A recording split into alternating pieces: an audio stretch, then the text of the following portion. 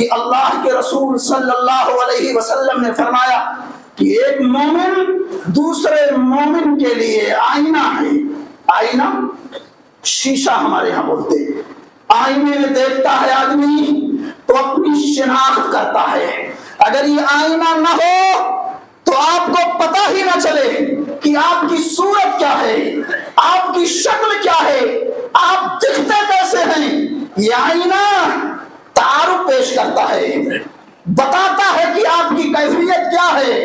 اگر بال بکھرے ہوئے ہیں, چہرہ پراگندہ ہے, یہ آئینہ بتاتا ہے کہ گرد ہے چہرے پر, داڑھی کے بال منتشر ہیں, یا چہرہ ٹھیک ٹھاک ہے, مزید اصلاح اور درستگی کی ضرورت نہیں ہے.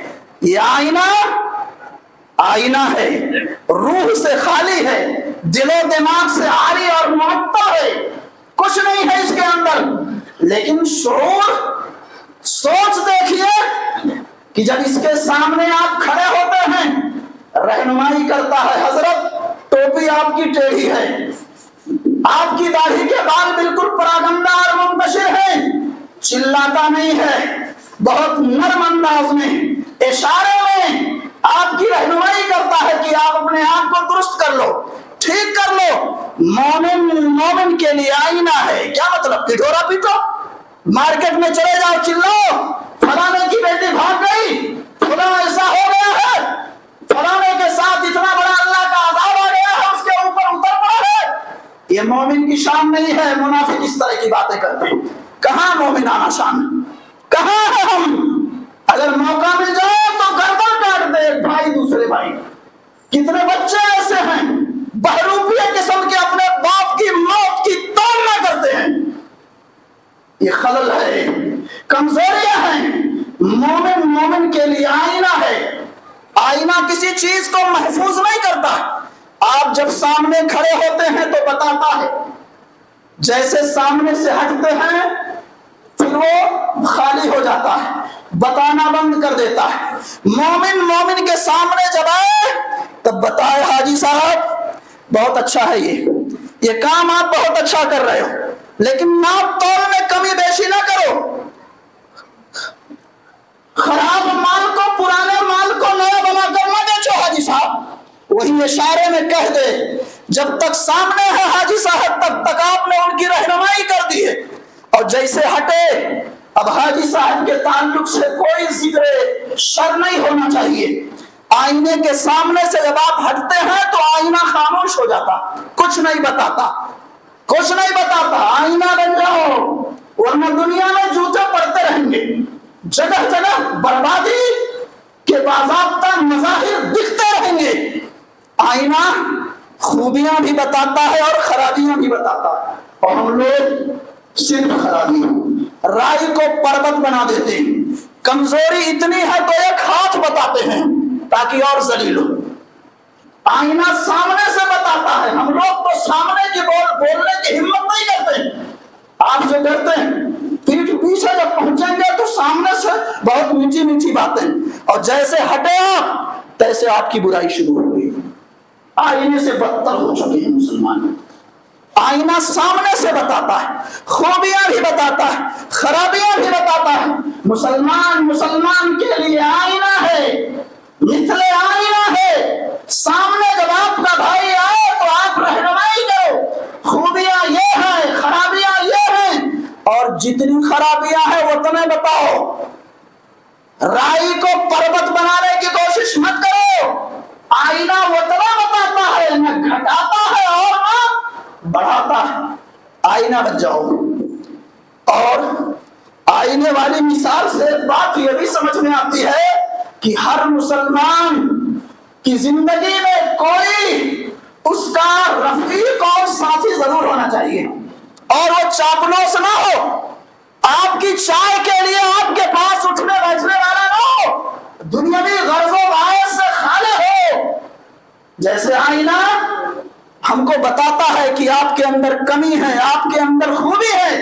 ہر مسلمان کی زندگی میں ایسا کوئی دوست ہو, ندیم ہو, رفیق ہو, صاحب ہو جو بتائے کہ خوبیاں بھی ہیں آپ کے اندر, یہ خرابیاں. مقصد کیا ہو؟ تاکہ اپنے مسلمان بھائی کے سامنے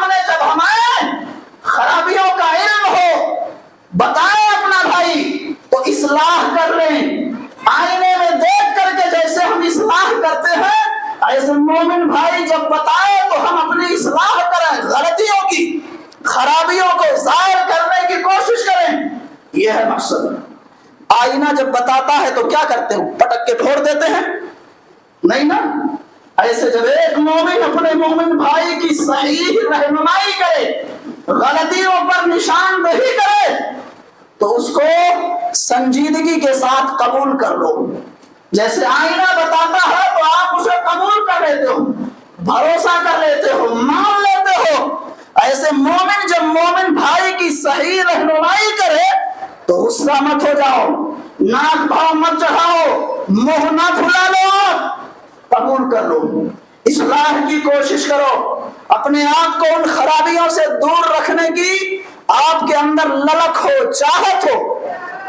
آئینے کی طرح سے مسلمان دوسرے مسلمان کے لیے اور بھی بہت ساری باتیں اس تعلق سے کہی جا سکتی.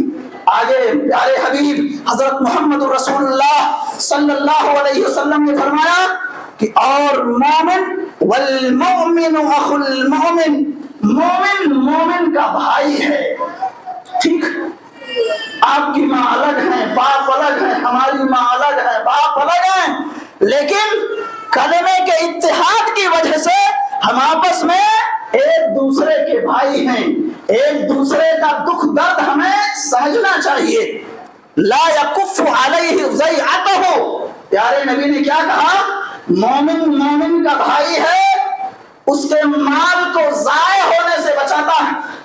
آپ کی دکان ہے، ہماری دکان ہے بازو میں، دکان کا کچھ مال باہر پڑا ہوا ہے. آج کچھ اتنے فریبی قسم کے لوگ ہیں کہ مال باہر سے اٹھوا کے اپنی دکان میں رکھ لیتے ہیں. کوئی لے کے جا رہا ہے کہتا لے گا، ہمارا تھوڑی نا، وہ فلانے کا. جو مومن ہوتا ہے اپنے بھائی کے مال کے کو ضائع ہونے سے، برباد ہونے سے بچاتا.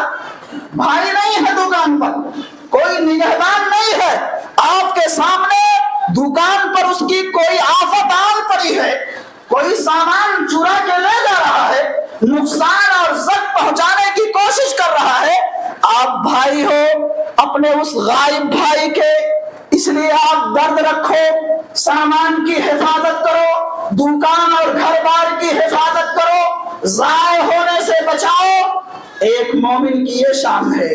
جو مومن اپنے مومن بھائی کی گردن کاٹ لے، آپ نے قرض دیا لے کے بیٹھ گیا، آپ نے زمین لیا، آپ کی لی ہوئی زمین کو دو چار اوروں کے نام پہ کر دیا.